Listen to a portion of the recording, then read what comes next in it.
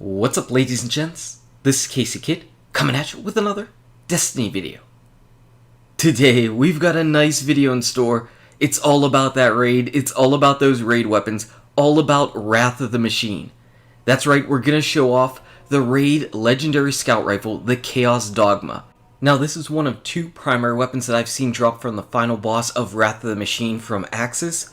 And it's this in the auto rifle, and man, I want that auto rifle so bad. So I'm not gonna lie, whenever I first got this, I was like, I can't believe I got this.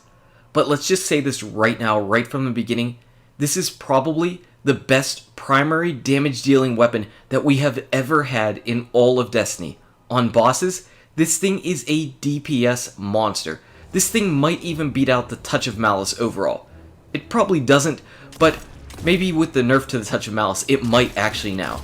So you can see this is pretty much what the weapon looks like, just standard, before it's all the way leveled up. It just looks like a standard Omolon scout rifle. Now, Omolon scout rifles are pretty amazing. They're some of the best looking guns in the game, in my personal opinion. I'm really a big fan of the Omolon stuff. But what we're going to do is we're going to finish leveling this thing up. We're going to put in 2 motes of light, maybe? Okay, definitely 2 motes of light. And then we're going to go back over to our Chaos Dogma, and we're going to fill in the final perk.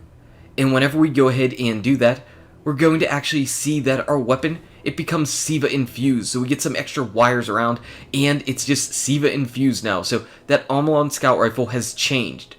And let's take a look at everything that's going on with it. First off, all the raid weapons have Whirlwind's Curse, so you gain extra agility and you deal out bonus damage to fallen enemies. We see our different barrels there, and we're starting out with triple tap, and this is going to come into key in a little bit, but we'll get onto the middle column right now.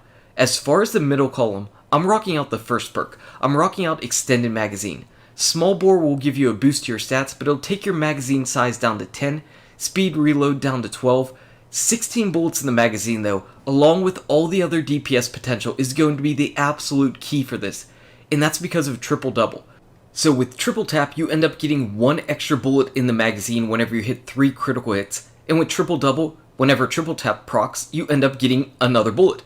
So basically, for every 3 bullets you fire, if they're all critical hits, you get 2 back, meaning you're only expending 1 ammo per 3 shots. That is really, really nice. So there are definitely some pluses to using this gun. You can see that also whenever we are Siva infused, our sight is actually different, and we've got these wires running around, and we've got some Siva flowing in through the gun. So that's pretty cool. Basically, the gist with the raid weapons is that they double down on one of the perks of the gun. And Siva? No. No, Siva. No. We're trying to do a weapon review. No. Bad Destiny. Now before we get kicked off again, let's see this gun actually in action a little bit. We'll walk through some of the stuff that's going on with the gun in just a few battles, and just talk about some of the things that I like about it.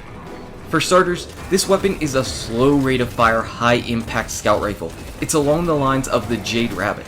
So as far as PvP goes, we're just going to touch on that briefly. If you really like that style of weapon in PvP, you can go ahead and use it. But obviously, this gun is more specifically made for PvE. Since it's got that type of impact though, you're still going to be able to 3 burst down somebody in PvP, and it's still a pretty quick time to kill actually, which is pretty surprising for the slow rate of fire. But 2 headshots and a body shot and boom, the enemy is dead in PvP. Now I'm actually sad that I don't have footage of me using this in the raid, and that's because I actually didn't use it in the raid just yet, as far as the final boss. But tonight, I think I'm going to try to finish up the last Axis kill on my Hunter, and I might actually be using this, because yesterday whenever I was doing the raid, I was running out of all of my ammo. My special sniper shots were gone, any type of heavy weapon I was using was absolutely done, because I wasn't the one firing off the Scorch Cannons. So I think what I'm going to do is take this in, and this should actually help me out a whole lot with my DPS, because whenever I run out of my heavy or my special, I should definitely still have primary ammo, and I'm going to do a lot of damage, a whole lot of damage with my primary weapon. And that's pretty much where this weapon excels. It excels on bosses or enemies that have huge critical hit spots, or enemies that are stationary. So we're coming up here to this walker. This walker is no match for this gun. As we start firing off at those legs, those massive critical hit points, you can see that I just have ammo. I've got ammo constantly, and that's a really nice thing. Now the one thing that I'm not a big fan of yet with this type of scout rifle is I don't love the sights. I don't know where the bullets actually go on it. I can tell you this, I could aim that dot exactly where I want to fire, and I am not going to hit that position. And you'll actually see that in a little bit, just in a little bit later. But I want you to watch this particular footage. So again, I have that extended magazine on, and I'm just firing at those legs. All those critical hits in the legs. And I'll tell you this, I fired off 38 shots here without having to reload. 38 shots before I actually reload. That is absolutely ridiculous for the amount of damage that a scout rifle puts out. So right there I think you can understand why this is such a DPS monster. Why on big enemies, or enemies with huge critical hit spots, or stationary enemies, this thing is so good. Maybe not against witches, maybe not against a boss like Omnigul, but somebody like Fogoth, oh yeah, you could definitely pump out the damage, absolutely. And you should have primary ammo. Should have primary ammo. Now what I want to show in just a second is what I'm talking about with these sights. Why I have just a little bit of a problem with them. So here we've got the tank down, and I've got my dot right on that middle spot, and yet I keep hitting non-critical hits on it. I don't know what the problem is on it. It feels like I might have to aim just a little bit higher than that dot, but it's definitely not something where it feels like I can just put my dot on the thing and just easily shoot at it. I feel like some of those should be critical hits and would be critical hits with other weapons. Just something that maybe I'm personally having a little bit of a problem with. But for those of you with this gun, or other guns like the Tuanella or whatnot, let me know if you seem to run into those same issues, and maybe what I might be able to do to correct the aim, because obviously getting critical hits is the name of the game with this gun. Like I said, one of the things that I'm trying to do is aim a little bit higher than the dot. That seems to help out a little bit, but I'm not 100% positive if that is the true and direct answer to it. Sights aside though, and possible aiming problems aside, this gun is definitely going to be a monster. I am going to take it in and try to fight axes with it. It's not an auto rifle, so I'm wondering how I'm going to do on the shanks. You obviously don't want to let enemies get in too close to you, so I'll have my shotgun, my raid shotgun. In case an enemy gets in close, I can go ahead and fire that out and take them down. But on the boss, whenever Axis is teleporting around, whenever I run out of my sniper shots, if I have my Gjallarhorn and run out of ammo for that, I'm going to just swap over to my primary, and I'll feel better about the damage I'm putting out compared to the damage I was putting out with my auto rifle.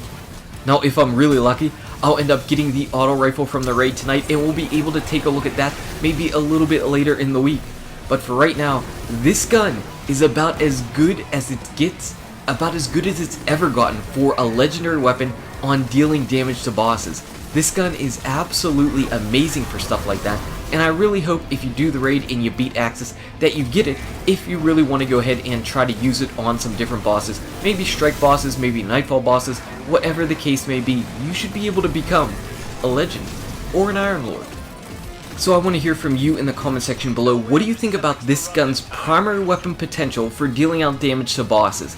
I really don't believe, aside from the Touch of Malice, that we've ever had a gun in Destiny that's just been a boss melter. We've obviously had the Black Spindle, we've obviously had the Black Hammer, but those are special weapons. Those aren't primary weapons.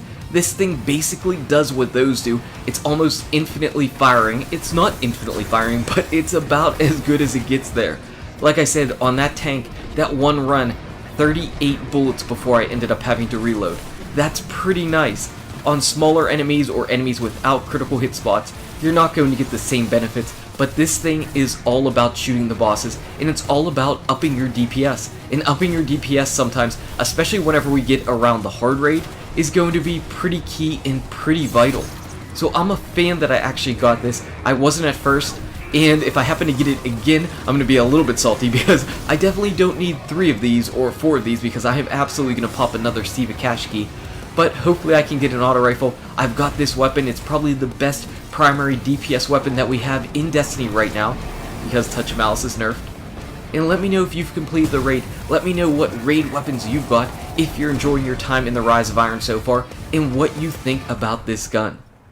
Anyway, guys and gals, thank you so much for watching. If you enjoyed this video, smack that like button and subscribe to the channel. Check out these awesome videos. Good luck with your raids, your drops, your Rise of Iron, and I'll see you around in Destiny. Chaos Dogma. Chaos Katma.